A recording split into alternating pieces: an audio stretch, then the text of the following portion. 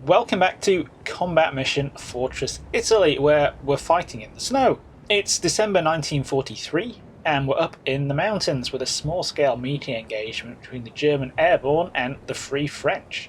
I'm playing as the Fallchirmjaeger here, and my opponent, DoubleVision from The Few Good Men, is playing as the French. Double has his own combat mission-centric YouTube channel, which I'll link down below, along with his video of this battle, and because this was a mirror battle where we play both sides, I'll also link the corresponding videos from the battle where I played as the French and Double played as the Germans. The reason we went for the Fallchirmjaeger and the French is because they're both fairly light, infantry-focused forces. The German airborne have 2 MG42s per squad and are generally higher quality out of the box, while the French are predominantly armed with bolt-action rifles down at squad level, but have access to light armour like the Stuart and the M8 HMC. We also agreed not to take any off-map support, so no air power or artillery beyond on-map mortars. That way the heavy stuff isn't going to stifle the gameplay. The map we're fighting over is Small Mountainous 425. There is light snow on the ground, and we're in the middle of a blizzard, which restricts visibility to about 340 meters. The main terrain feature here is a ridge that, from the German perspective, runs diagonally from the top left to the bottom right. This main ridge line is where the objectives are. Point 388 is in the top left just outside the Allied deployment zone, and point 373 is in the bottom right just next to the Axis deployment zone. These are both minor objectives worth 120 points each. In the centre of the map, on the apex of the ridge, is point 404, a single major objective worth 160 points. Between them they add up to 400 points, with the remaining 600 on offer being earned by destroying the opposing force. Ridge lines can be tough to fight over, especially in meeting engagements, because it's difficult to project combat power onto the far side. Any friendly forces on the crest are exposed to enemy forces on the other side, while friendly forces behind them can't offer direct support, making it a struggle to develop the kind of fire superiority needed to cling onto the high ground. On the plus side, it's just as hard as for your opponent, and with all the objectives up on the ridgelines, going over the crest and trying to fight down the far side isn't necessary. The ridgeline is somewhat more complicated than a simple diagonal line across the map though. It broadly describes a kind of S-curve. Looking from the German perspective, the ridgeline bends away on the left, forming a bowl, bends in the centre, and then straightens off on the right. And unfortunately for the Fallchirmjaeger here, that left-hand valley gives the French a serious ground advantage. If the French set up along the edge of the valley, they'll be occupying a concave line. Not only will any German troops advancing on the left be subject to fire from several directions at once, but the French units responsible will be more spread out and harder to suppress. So going left is not an amazing option. But that's not all. The French advantage on the left passes onto the centre as well. Here, the centre ridge forms a kind of rough triangle pointing down towards the German deployment zone.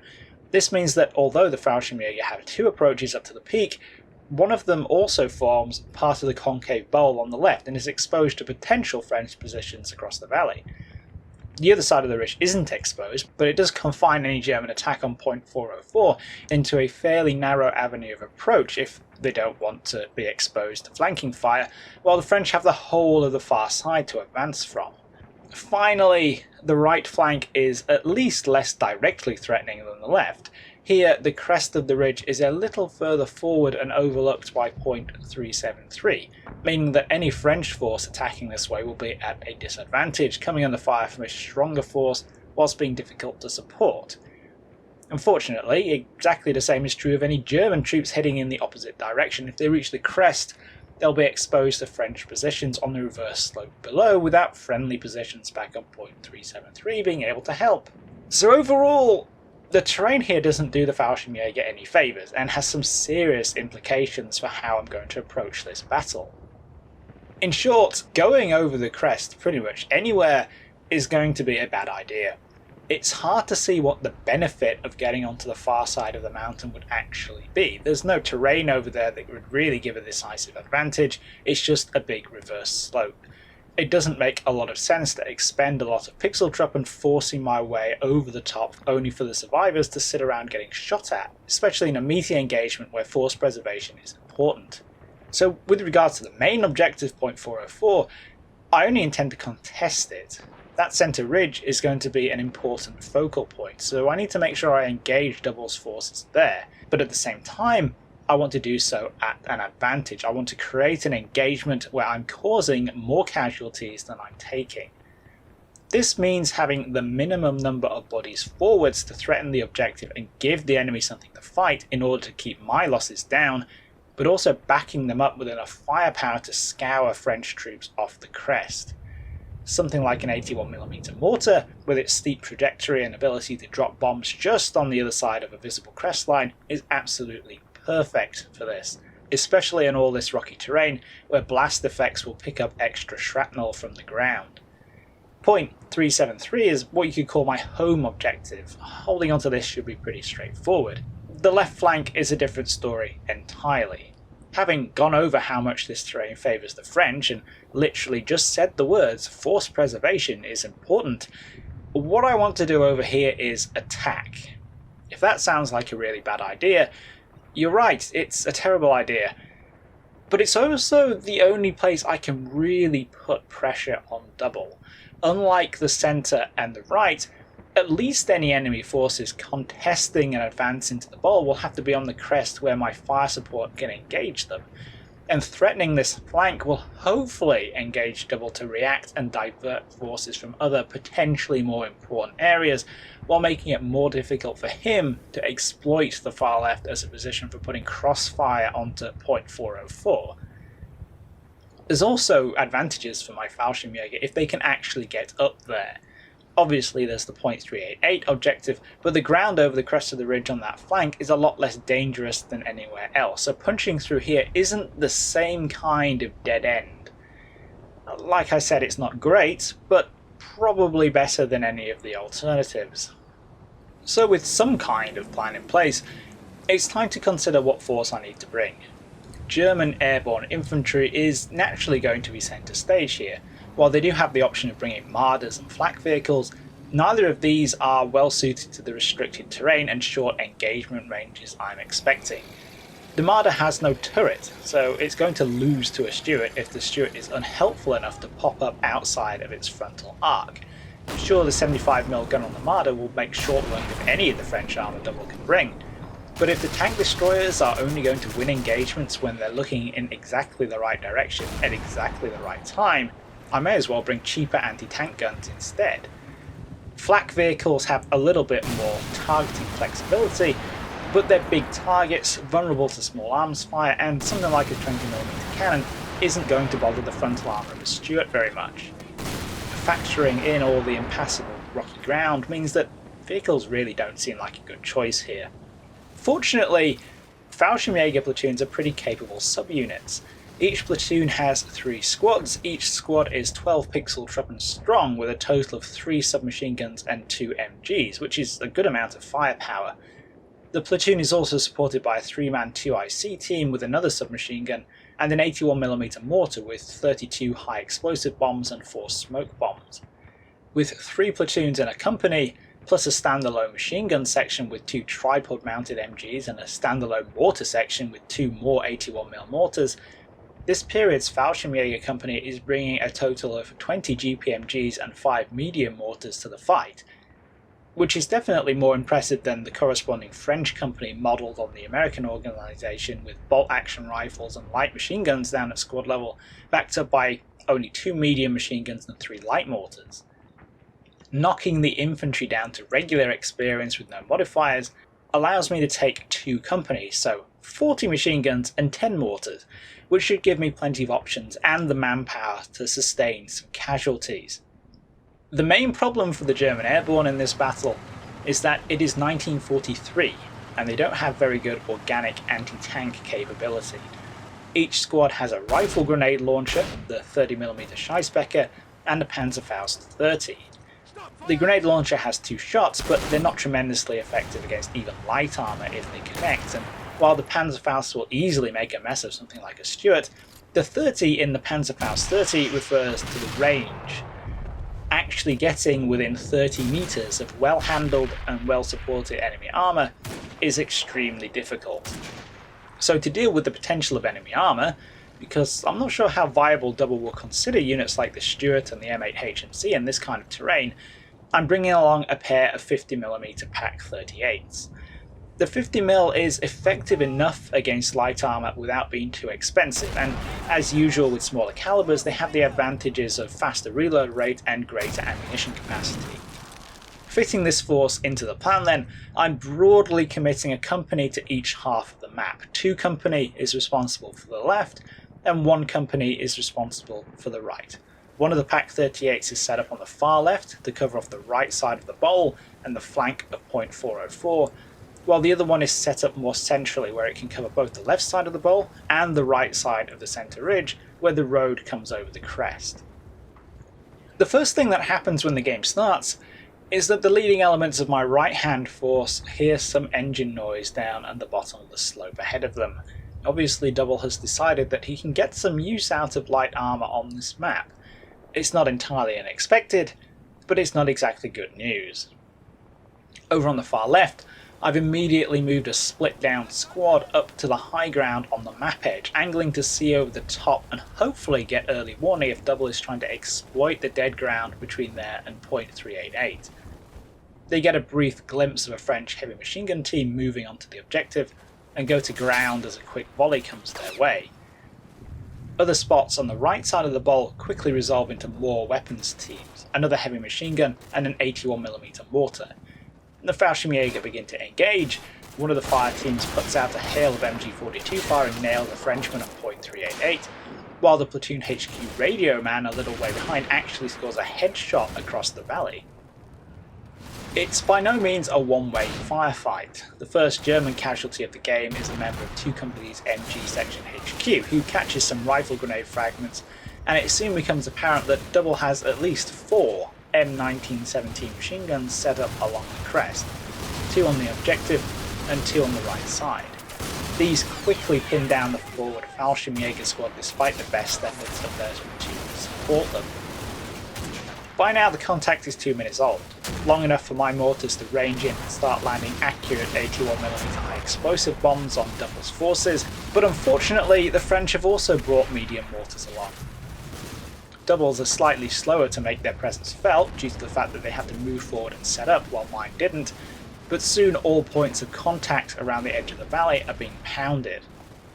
Casualties mount on both sides, but while my firepower is being spread along the crest between multiple targets, there are now at least 6 heavy machine guns up there. Double's firepower is being concentrated on a single reinforced squad on the left map edge, which quickly starts to disintegrate.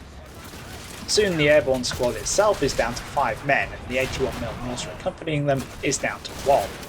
To make matters worse, some disturbing sound contacts behind the right side of the valley have resolved into a Stuart, adding another 2 machine guns and a rapid-firing 37mm gun to Double's stack of firepower on this flank. Meanwhile, French and German forces are starting to collide on top of the centre ridge.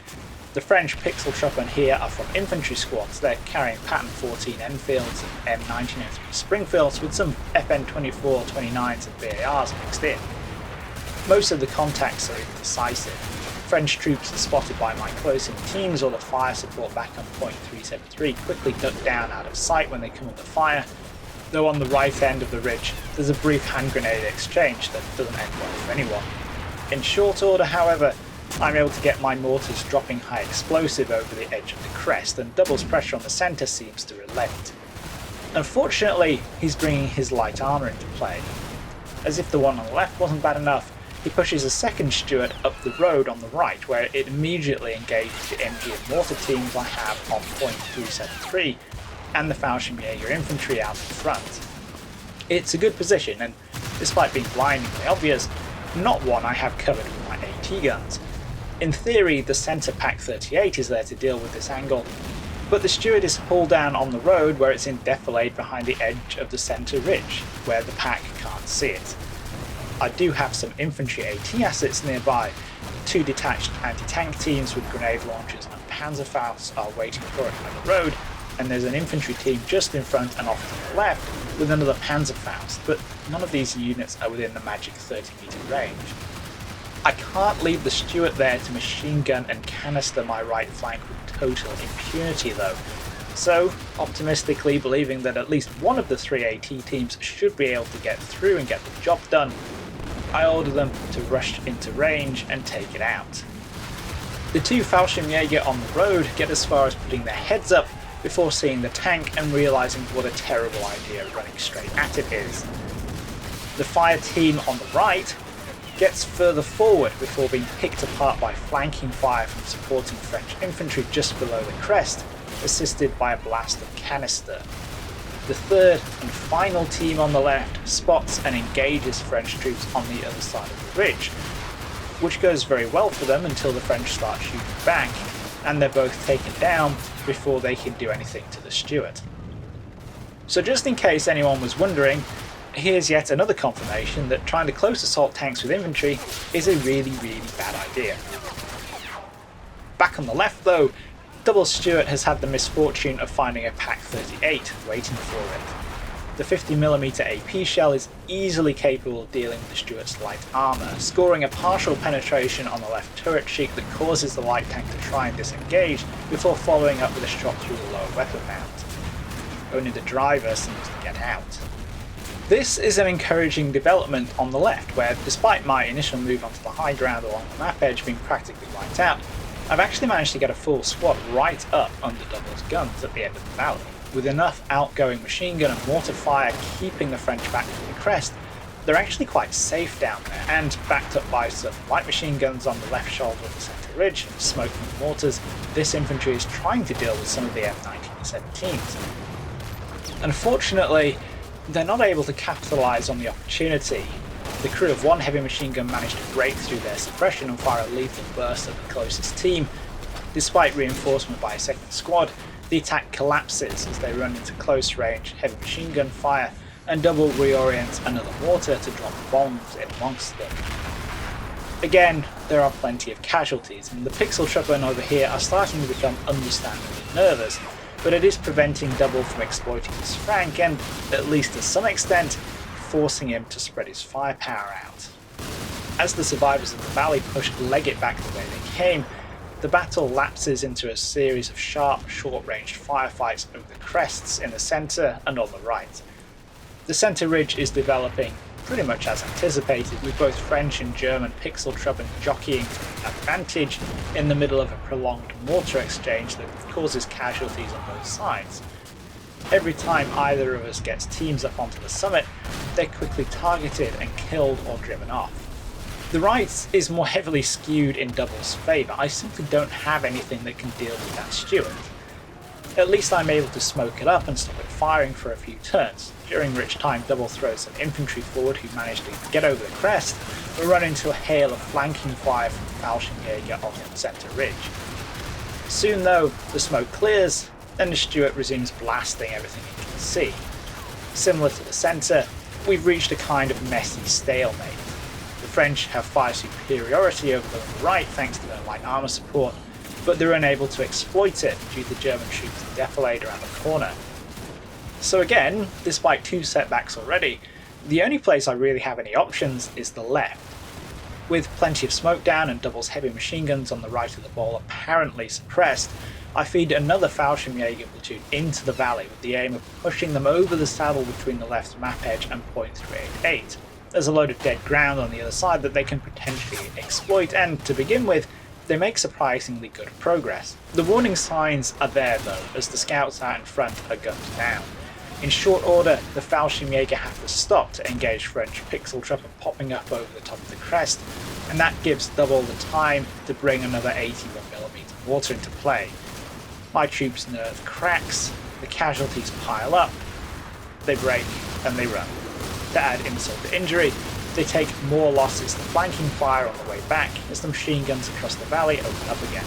With the slopes over on the left littered with German dead, it's the last time I'm going to try and punch through over here. So the stalemate reasserts itself. On the left, my troops are too shattered to accomplish anything, and it seems that Double's elements on top of the valley aren't going anywhere either. Not only have they suffered casualties as well, but a mix of heavy machine guns and medium mortars isn't exactly an effective offensive force. On the right, what's left of my Fallchirmjaeger are clustered in defilade where the Stuart can't get at them, either behind point 373 or in dead ground in front of it, but because that flank is dominated by German troops in defilade below point 404, it's not an option for the French either. That leaves the centre, which gets quieter as both sides start running low on mortar ammunition. Every now and again a French or German team probes the point and is cleared off, but with the clock running down, this is obviously where the final confrontation is going to take place.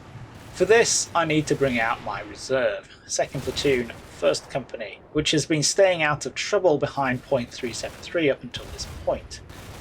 Deploying smoke to screen them from the Stuart on the road, they move up to the base of the centre ridge. At the same time, more smoke begins to appear in the objective area and the Stuart reverses down the road before seemingly heading towards the centre. Clearly Double is preparing for the final push too. My answer to this is to try and expend my remaining mortar ammunition behind the crest, in an attempt to break up any incoming French attack while hanging back with my own pixel truppen to avoid the same treatment. Every machine gun I can scrounge up, from the left to the right, is orienting to cover the summit. The smoke clears with 2 minutes to go, but there are only a few spots on point 404, a French officer and an infantryman conducting buddy aid. Granted, there are undoubtedly more of Double's troops up there and behind the crest that I can't see, but time is quickly running out and it's now or never to storm the objective. The MGs open up, smothering the crest line with area fire as 2nd Platoon starts making its way up the slope. This is a punch I've pulled though, bum rushing into the objective at the last minute to take advantage of a fairly arbitrary mechanic is pretty gamey and I can't quite decide whether to go all the way or not. Mixed into this is the tactical reality. Neither of us can maintain troops for any length of time on the crest, so it's clearly contested, but the more troops I try and push in to force the issue, the more casualties I'm likely to take. We reached the 30-minute mark with my troops hovering just outside point 404, engaged with French troops inside. But the game doesn't finish. We spill over into overtime. Seizing the last gasp opportunity, a team of Fallchirmjaeger crawl forward into the objective area and grab a toehold. Concentrated machine gun fire from my side of the map is forcing some French elements to flee, but on the next turn Double brings more into the fight. With enemy mortar bombs dropping nearby and fresh French pixel truppen putting the pressure on from the front, my team in the objective cracks and makes a run for it. The MG gunner, however, is too suppressed to move, and the turn ends with him hiding in the fetal position behind the dead body of his squad leader. That's the end of the last turn of overtime, and it's a draw. That single cowering machine gunner is enough to contest point 404, denying it to Double, while his swarm of French infantry not 10 metres away deny it to me. With each of us firmly holding our home objectives of point 388 and 373 respectively, the two minor objectives are balanced out, and while I've inflicted slightly more casualties, Double has lost a total of 181 men compared to my 171, that's not enough to tip the balance in my favour. Without contesting that major objective on the centre ridge, it seems pretty clear that Double would have come out on top here, and game mechanics aside, I'm prepared to treat it as a French victory. With another few seconds, that lone machine gunner contesting point 404 would have been killed or forced to run away. Sure, I could have kept throwing bodies in there until I ran out, but so could Double, and when the Stuart inevitably found a way up there, it would have been able to dominate the meat grinder in a way I wouldn't have been able to do anything about. Overall, this game pretty much panned out as anticipated from the terrain analysis. No one was able to effectively control the centre ridge, and although I was able to mount several attacks on the left and Double got that bleeding Stuart up on the right where it got a total of 26 kills, neither of us were really able to gain anything. The big killers of the game as a whole were the mortars. 120 of Double's casualties were caused by my 81mm mortars, or about 2/3. Over on the left, I have mixed feelings. It was surprising to see just how far forward a lot of the Fallchirmjaeger could get, and although they served their purpose by keeping Double from fully exploiting that flank, I can't help but think they could have done so much more with a properly coordinated attack, instead of jumping from opportunity to opportunity. So often it was just a single French heavy machine gun that slowed them up long enough for French mortars to break the back of each assault. It's not too hard to see that more effective use of mine mortars and smoke could have given them the chance to get through with enough strength to carry or contest .388. Definitely one to think about the next time I see something I initially write off as totally impossible. That is it for this video though. I thoroughly enjoyed this game and I really look forward to seeing DoubleVision's side of the story. He certainly deserved more than the draw and had me worrying for most of the game. But that's not all. As I said at the beginning, this was a mirror game, so we also have another battle to show you where I'm playing as the French and Double is playing as the Fallchirmjaeger. This one is going to be this winter's turn-by-turn series, featuring the Pixel Truppen Adoption Initiative. It's a very different kind of game to this one, though obviously there are some similarities because it's on the same map with the same forces, but it's very much more focused on actually playing the game rather than this style of video, so it makes for an interesting counterpoint. Anyway, that's it for now. Hope you all enjoyed this and found it interesting. Another big thanks to DoubleVision for the battle, and I'll see you in the next video.